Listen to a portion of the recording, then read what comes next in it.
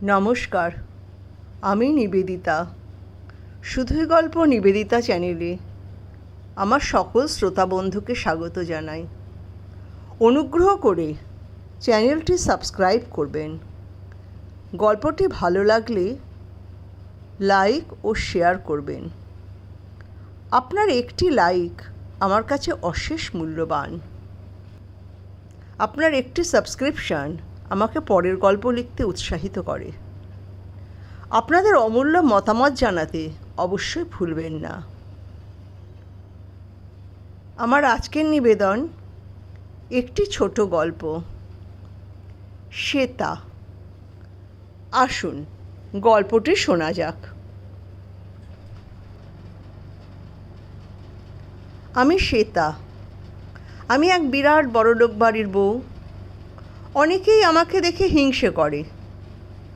আমি কিন্তু নিজেকে করুণা করি, কারণ ওই বড়লোক বাড়িতে আমি আনন্দ পাই না। আমার মনের কোনো খোরাক নেই। আমি যেখানে জন্মেছিলাম সেইখানে একবার আমার মন যেতে চায়, আমি যেতে পারি না। আমার হাত পা বাঁধা। না না, তোমরা ভেবো না, আমার হাত পা লোহার শিকল দিয়ে বাঁধা। এ বন্ধন নিয়মের বেড়াজালের। আমার ছোটবেলা কেটেছে একটা আধা শহর আধা গ্রাম অঞ্চলে, মানে 80-র দশকের মফস্বল শহরগুলো যেরকম হতো সেই রকম। আমরা ছিলাম একটি নিম্ন মধ্যবিত্ত পরিবারের মানুষ। বাবা একটি প্রাইভেট অফিসে মোটামুটি পদে চাকরি করতেন। আমাদের একটি ছোট বাড়ি ছিল সেই মফস্বল শহরে। বাড়ি ভাড়া লাগতো না। বাবা, মা, ঠাকুমা আর আমরা 4 বোন।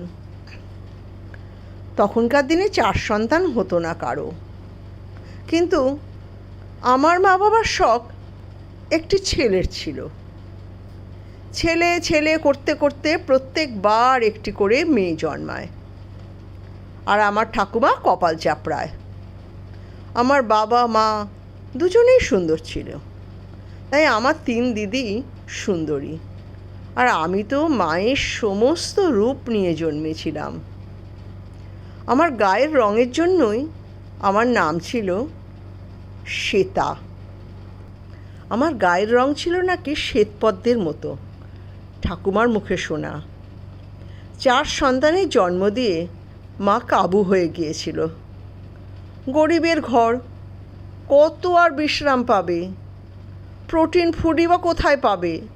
মানে মাছ, মাংস, ডিম, ফল এসব তো অপ্রতুল। 7 জনের সংসার, সুতরাং ডাল ভাতি সম্বল। মার এই কাবু হওয়াটাতেই একটা সুফল পাওয়া গেল। মা আর গর্ভধারণ করেনি। ছেলের আশা মা জলাঞ্জলি দিয়েছিল। বুঝেছিল আবার যদি গর্ভধারণ হয় তাহলে আর হয়তো বাঁচবে না। তখন এই 4টে মেয়েকে কে দেখবে? বাবা হয়তো দ্বিতীয়বার পানি গ্রহণ করবে একটি ছেলের আশায়। আমি এখন ভাবি, মানুষ কত মূর্খ হয়, ছেলে ছেলে করে হয়রান হয়, অথচ যাদেরকে নিয়ে আসছে সংসারে তাদের ঠিকভাবে প্রতিপালন করতে পারছে না। ভাবছে না ছেলে যদি জন্মায়ও তাকেও তো প্রতিপালন করতে হবে। তুমি তো ছেলের আকাঙ্ক্ষা করছো, তোমাকে সে দেখবে ভবিষ্যতে এই আশায়। তুমি যদি ভবিষ্যতে কিছু চাও তাহলে তোমাকেও তো কিছু ইনভেস্টমেন্ট করতে হবে, না হলে তুমি তার থেকে আশা করবে কেন? পুত্র সন্তান কি শুধু বংশরক্ষার তাগিদে? তাকেও তো দাঁড়াতে হবে তার নিজের পায়ে, আর তাকে নিজের পায়ে দাঁড়াবার যোগ্যতা অর্জনের জন্য তো তাকে মানুষ করতে হবে। নাকি পুত্র সন্তান শুধুই মৃত্যুর পর মুখাগ্নি করার জন্য? না হলে পুণ্যাম নরকে যেতে হবে। মেয়ের হাতের আগুনে স্বর্গের সিঁড়িতে পা রাখা যাবে না। আমার 3 দিদি, অরুণা, বরুণা, করুণা, আর আমি শ্বেতপদ্মের মতো রং নিয়ে জন্মেছিলাম বলে শ্বেতা। আমার বড়দির 14, মেজদি 10, ছোটদি 8, আমি 5। আমরা 4 বোন জড়াজড়ি করে থাকতাম। ঠাকুমা সারাদিন গজগজ করতো, এই মেয়েগুলোর গতি করো ঠাকুর। একবার সকালবেলা, একবার সন্ধ্যাবেলা।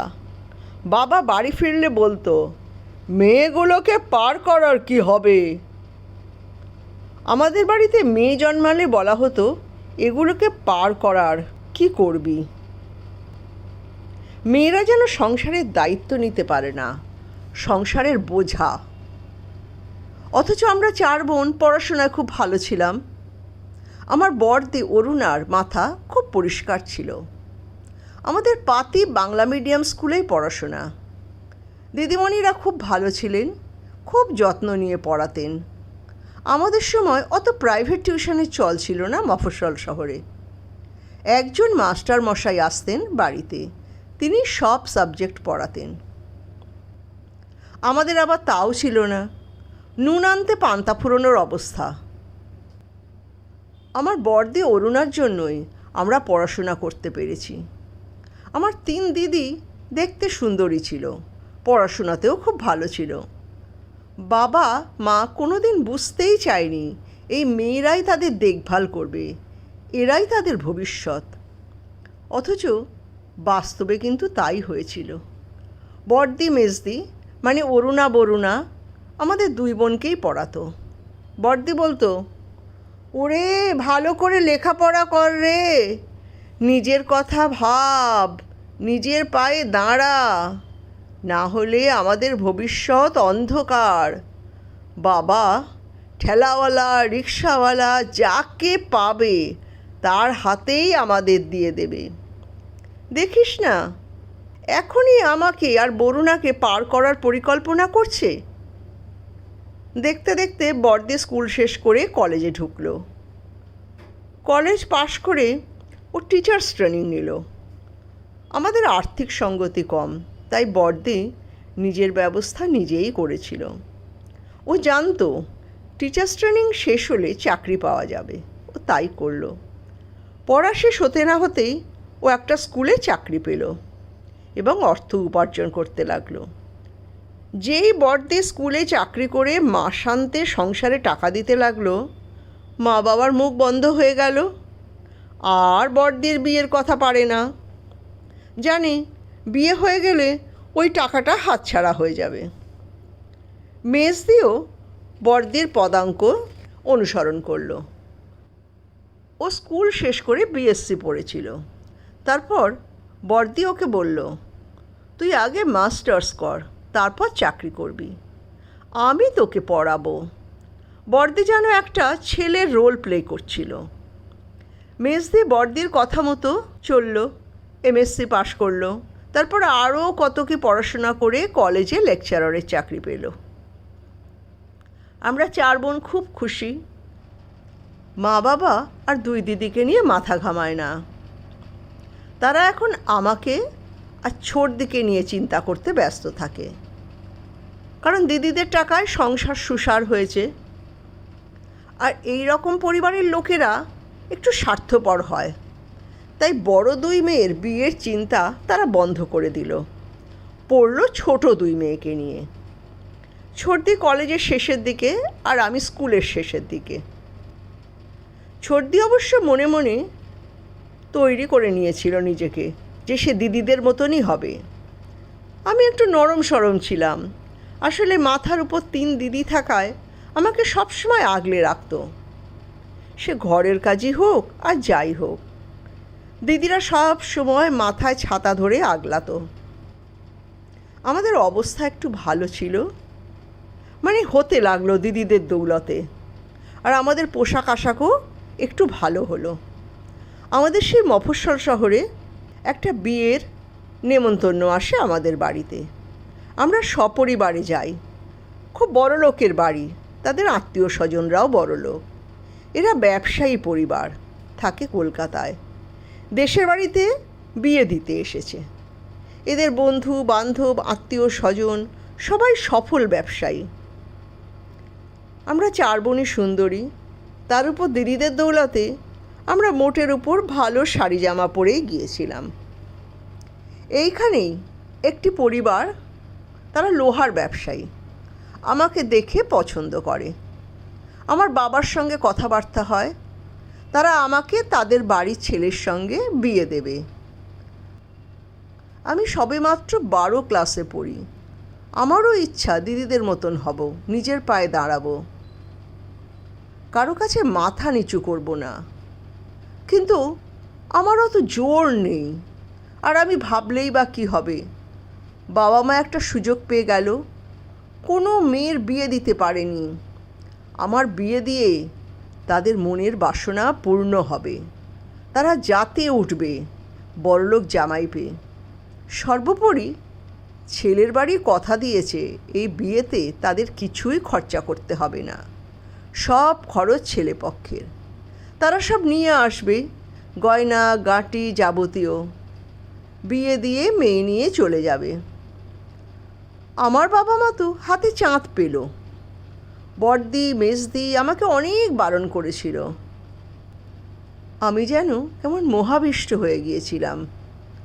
বড়দি আমাকে বলেছিল, আমরা তো বলছি বাবা মাকে, কিন্তু শুনছে না। তুই বল, আমি এই বিয়ে করব না, আমার জীবন অন্ধকার হয়ে যাবে। আমার মনে কেমন যেন গ্রহণ লেগেছিল তখন। ওদের জৌলুস আমাকে মুগ্ধ করেছিল, অন্ধ করে রেখেছিল। আমি বাবা মাকে কিছু বলিনি। আমার মনে হয়েছিল দিদিরা আমাকে হিংসা করছে। দিদিরা সুন্দরী, কিন্তু আমি ওদের থেকেও সুন্দরী। আমার মনে হচ্ছিল দিদিরা আমার বিয়েতে সুখী নয়, তারা হিংসায় জ্বলছে। ওরা যখন বিয়ের সময় জিনিস আনলো, রাশি রাশি শাড়ি, জামা, গয়না, সেই সমাহার দেখে আমি মুগ্ধ হয়ে গেলাম। অল্প বয়স তো, ওপরের চাকচিক্য দেখে মুগ্ধ হয়ে গেলাম। দিদিদের মতো আমি পরিণত ছিলাম না। আমার মতিভ্রম হলো। নিজের পায়ে দাঁড়ানোর স্বপ্ন বিসর্জন দিয়ে আমি বিয়েতে রাজি হলাম। সোনা জড়োয়ার গয়নায় আমাকে মুড়ে দেওয়া হলো। এগুলো আমাকে বিচলিত করলো। একটা শুভ দিনে আমার বিয়ে হয়ে গেল। ছেলের বয়স ঠিকঠাক। আমার তো মাত্র 18, তাই আমার থেকে তো বেশ বড়ই হবে, তবে রূপবান। আমি রূপে খুশি হলাম, ভাবলাম আমার সাথে ভালো মানাবে। আমি বিয়ে করে চলে গেলাম শ্বশুরবাড়ি, বাবা মার মুখ উজ্জ্বল করে। বাবার কাছে কন্যাদান সর্বশ্রেষ্ঠ দান, তাই বাবা আমাকে দান করে খুশি হলো। আমি আনন্দে বাকশক্তি রহিত হয়ে গিয়েছিলাম। আমার শ্বশুরবাড়ি এমন কথাও বলে গিয়েছিল যে আমি আর কোনো দিন বাপের বাড়িতে আসতে পারবো না। আমি কি বোকা! আমি ওই সব শুনেও কোনো রাগ কাড়িনি। আমি শ্বশুরবাড়ি চলে গেলাম। প্রথম কয়েক মাস কিছু বুঝতে পারিনি, শুধু দেখেছিলাম আমার বরেরা 3 ভাই, সবাই বড়, সবার বিয়ে হয়ে গিয়েছিল। সবারই বউ খুব সুন্দরী, আর সবাই আমার মতো গরিব ঘরের মেয়ে। ওদের বাড়ির রেওয়াজ নাকি গরিব ঘরের সুন্দরী মেয়েদেরকে বউ করে আনা, যাতে কেউ কোনো রা না কাড়ে। কারণ তাদের যাওয়ার জায়গা নেই, কোথাও কোনো অভিযোগ জানাতে পারবে না, বোবা হয়ে থাকতে হবে। কয়েক মাস যাওয়ার পরই দেখি আমার বরও কেমন ছাড়া ছাড়া, সব রাত্রিরে বাড়িও ফেরে না। এ বাড়িতে সবাই অভ্যস্ত, এখানে এটাই নিয়ম। পুরুষ মানুষরা মাসে অনেক দিন বাড়ির বাইরে থাকে, রাত কাটায়। আমার মধ্যবিত্ত মানসিকতা এটা মানতে পারে না। আমি দারিদ্র দেখেছি, দিদিদের লড়াই দেখেছি, কিন্তু ব্যভিচার দেখিনি। আমি আমার স্বামীর কাছে প্রতিবাদ করেছিলাম। প্রথম দিন সে উত্তর দেয়নি, কড়া চোখে তাকিয়ে বলেছিল, ভালো খাওয়া পড়া পাচ্ছ, আরামে আছো, আবার কি বাচ্চাও পাবে, শাড়ি গয়না পাবে, শান্তিতে থাকো। আমার শাশুড়ি আমাকে ভৎসনা করেছিলেন। আমার জায়েরা আমাকে বুঝিয়েছিল এটাই এ বাড়িতে দস্তুর, এটাই নিয়ম, আমাদের সবাইকে মানতে হয়েছে, তুমিও মেনে নাও, না হলে অহেতুক কষ্ট পাবে। আমার দিদিদের শিক্ষা সংস্কৃতি আমাকে মানতে দিচ্ছিল না। আমি যে পরিবেশে বড় হয়েছি আমি মানতে পারছিলাম না এই ব্যভিচারগুলো। ভেবেছিলাম ঠিক করে নেব আমার স্বামীকে। দ্বিতীয়বার যখন এই ঘটনার পুনরাবৃত্তি হলো আমি রুখে দাঁড়ালাম। আমার স্বামী আমাকে বেধড়ক পেটালো, বেল্ট দিয়ে, জুতো দিয়ে, চুলের মুঠি ধরে টেনে টেনে মারলো। আমি রক্তাক্ত হলাম, ক্ষত বিক্ষত হলাম, কেউ আমাকে বাঁচাতে আসলো না। পরদিন আমার জায়েরা, শাশুড়ি আমাকে শুনিয়ে শুনিয়ে বলল, বেশ হয়েছে, যেমন কারো কথা শুনবে না। আমি 2 দিন উঠতে পারিনি, কেউ আমাকে খেতে দিতেও আসেনি, দেখতেও আসেনি। আমি আস্তে আস্তে চুপ করে যেতে লাগলাম। কত আর মার খাবো। 2 বছর পর আমার একটি ছেলে হলো। সে বড় হতে লাগলো আর আমার ভয় হতে লাগলো, এও কি এদের বাড়ির মতো হবে?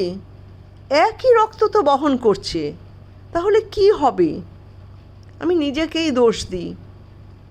আমি আমার জন্য দায়ী। আমার ভাগ্য তো আমি নিজেই গড়েছি। দিদিরা আমাকে বারণ করেছিল, আমি শুনিনি। আমি লোভী ছিলাম, লড়াই করার মানসিকতা ছিল না সেদিন। সোশ্যাল মিডিয়াতে 3 দিদির প্রোফাইল দেখি, কোনো দিন যোগাযোগ করার চেষ্টা করিনি, কারণ আমি জানি ওরা আমার সাথে আর যোগাযোগ রাখবে না। আমি দেখি কত বড় হয়ে গেছে ওরা। মেজদি আর ছোটদি তো বিয়েও করেছে, ওরা সুখে আছে। আমার ভাগ্যের জন্য আমি নিজেই দায়ী। তাই আমি অন্ধকারেই নিমজ্জিত হয়ে আছি। সেখানে আমি কোনো আলোর সন্ধান পাই না, শুধুই অন্ধকার।